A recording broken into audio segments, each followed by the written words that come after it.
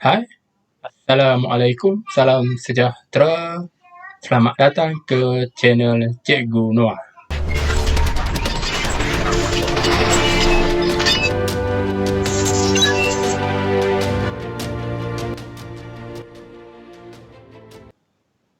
Pada perkongsian yang lepas, kita dah bincang berkenaan dengan tajuk reka bentuk aquaponik.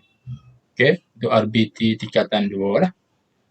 Kita dah bincang dua subtopik pertama dalam tajuk itu, iaitu menyatakan maksud aquaponik dan menerangkan reka bentuk sistem aquaponik. Juga kita dah bincang bagaimana menjelaskan kelebihan reka bentuk aquaponik. Okay, kita ada 3 reka bentuk dan setiap reka bentuk itu ada kelebihan, ada kelemahan. Okay. Dan pada perkongsian kali ini kita akan bincang untuk mengenal pasti komponen-komponen dalam sistem aquaponik. Okay, nak bina sistem aquaponik ini, apa komponen yang kita gunakan? Okey, dalam sistem aquaponik ada 2 elemen yang utamalah. Okey, kita ada ikan dan sayur. Okey, so untuk ternak ikan ni, kita sudah tentu memerlukan tangki ikan. Okey, iaitu tempat untuk memelihara ikan lah, dan merupakan sebagai sumber nutrisi bagi tanaman. Maknanya pokok itu dia dapatkan nutrisi baja tu daripada mikroorganisma ataupun nutrien yang terdapat dalam tangki ikan tu tadi. Okay. Dan tangki ikan ni sebagai tempat untuk pembiakan ikan. Okay. Dan jenis-jenis tangki ni kita boleh membina tangki ikan ni sama ada kita menggunakan kolam simen. Okay, biasa kita buat sebagai landscape di halaman rumah itu. Itu kita boleh jadikan dia sebagai tangki. Yang kedua, menggunakan aquarium. Aquarium yang biasa kita guna di dalam rumah lah, yang duk sinar tu. Okay, kolam fiberglass, biasa yang warna biru ke, yang warna hitam ke. Okay. Juga menggunakan drum plastik. Okay. Drum plastik ini tong plastik yang biasa warna biru. Dijadikan banyak, ini contohnya. Okay. Ini yang contoh kolam simen. Biasa ini untuk di pusat ternakan ikan yang komersial lah. Banyak menggunakan kolam jenis kolam simen ini. Okay. Dan pada masa sekarang ini juga ada kolam dibina dengan menggunakan canvas. Okay. Canvas itu dia buat dia punya frame, sama ada guna pipe PVC ataupun kayu. Okay. Seterusnya dia letakkan canvas tu lah. Asalkan boleh menakung air. Okay. Kita boleh gunakan bahan tersebut sebagai kolam. Okay. Seterusnya kita ada bekas tanaman. Tangki ikan untuk ikan hidup lah. Okay. Bekas tanaman ni untuk tanaman hidup dan membesar.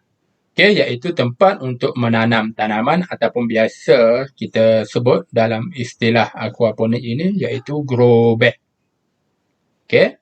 Dan dalam bekas tanaman ini diletakkan alat yang dikenali sebagai auto-siphon.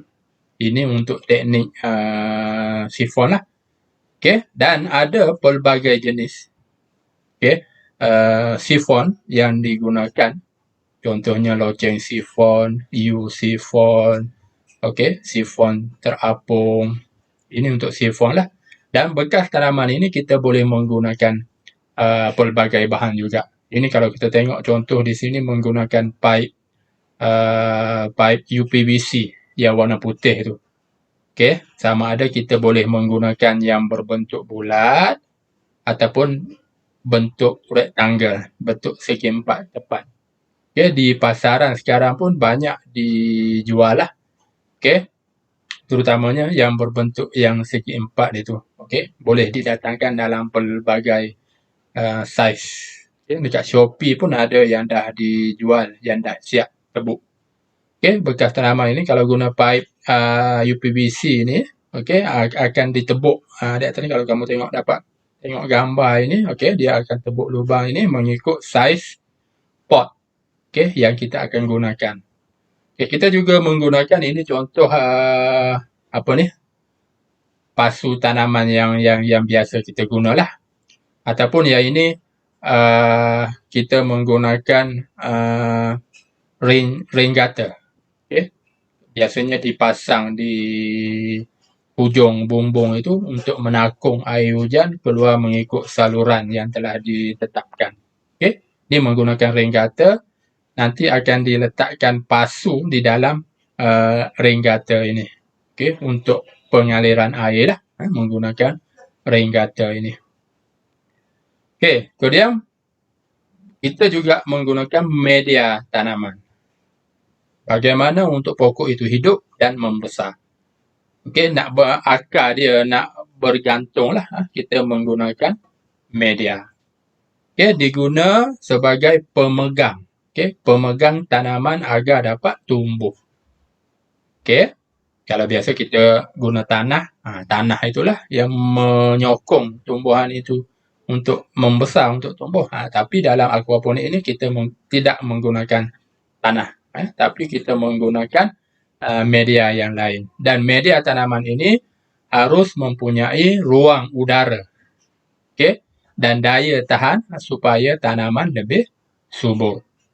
Okay, ada pelbagai bahan kita boleh gunakan, iaitu kita boleh menggunakan batu kerikil, okay, kita juga boleh menggunakan rock wool yang apa ni, habuk kayu ke biasa dia guna ini untuk menghasilkan ini bentuk segi empat ni.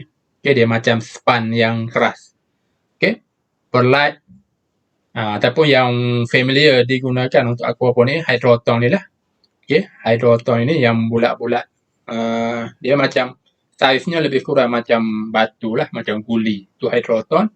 Dan juga kokopit. Kokopit ini banyak digunakan juga dalam fertigasi. Okay, dalam aquaponik ini pun boleh digunakan juga. Okay, contoh kalau kita menggunakan media tanaman ini, contoh kita menggunakan kokopit ni, dia boleh digunakan berulang-berulang kali. Contoh untuk satu sesi itu tanaman dah besar, kita dah kutip hasil.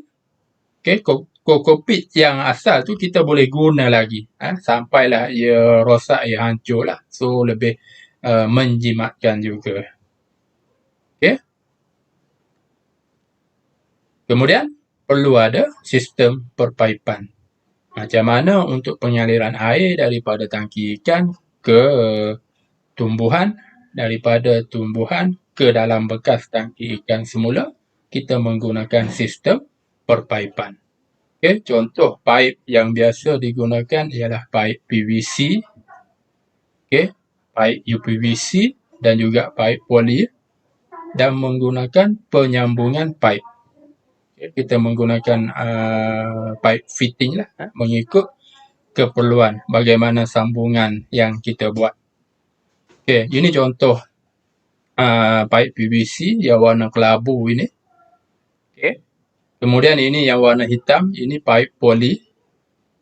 Seterusnya yang warna putih, ini adalah pipe UPVC yang saya tunjukkan tadi, sama ada yang berbentuk silinder ni, bulat ini, ataupun ada yang berbentuk segi empat. Okay. Ini dia punya fitting. Fitting ni bahan-bahan penyambungan. Ada yang elbow, ada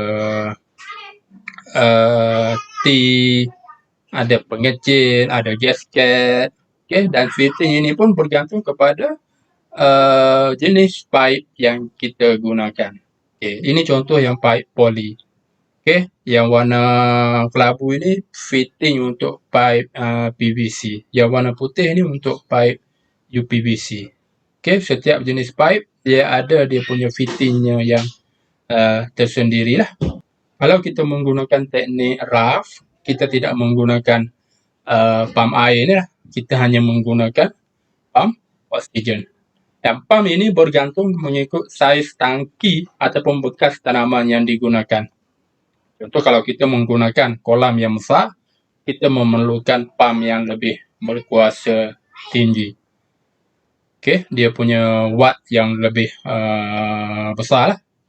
Oke, ataupun diukur dalam kuantiti liter per hour. Oke, ini contoh pump. Oke, seterusnya kita menggunakan penapis. Oke, penapis untuk mengasingkan kotoran dalam air itu. Oke, digunakan untuk menyingkirkan pepejal dan memastikan kualiti air bersih, mengelakkan pump daripada tersumbat. Oke, dan dalam sistem ebb and flow, media tanaman bertindak sebagai penapis. Oke, media tanaman itu akan memerangkap kotoran-kotoran yang disalurkan, yang dijadikan baja kepada tumbuhan itu. Oke, ini contoh penapis. Dan seterusnya kita juga memerlukan pump udara, tiup udara, untuk membekalkan oksigen ataupun udara di dalam tangki ikan. Oke, dan pump udara ini sama ada kita menggunakan plug, menggunakan current lah. Oke, juga ada yang menggunakan bateri ataupun sekarang sudah dikomersialkan yang menggunakan solar. Oke, sama macam pump air tadi juga lah. Oke, ada yang dah menggunakan solar untuk menjimatkan tenaga elektrik. Oke, di sini ada soalan-soalan pengukuhan. Oke, pelajar boleh uji kefahaman masing-masing. Oke, dengan menyatakan kelebihan dan kekurangan untuk ketiga-tiga sistem aquaponik. Ini yang kita bincang dalam perkongsian yang lepas. Oke, pelajar boleh rujuk pada video perkongsian yang lepas. Oke, ke atas tu saya ada share link. Oke, untuk melihat video perkongsian yang lepas berkenaan dengan kelebihan dan kekurangan sistem aquaponik ini. Oke, itu saja perkongsian dari saya pada kali ini. Oke, jangan lupa untuk tekan like, subscribe, dan tekan loceng notification dan share andainya perkongsian ini bermanfaat.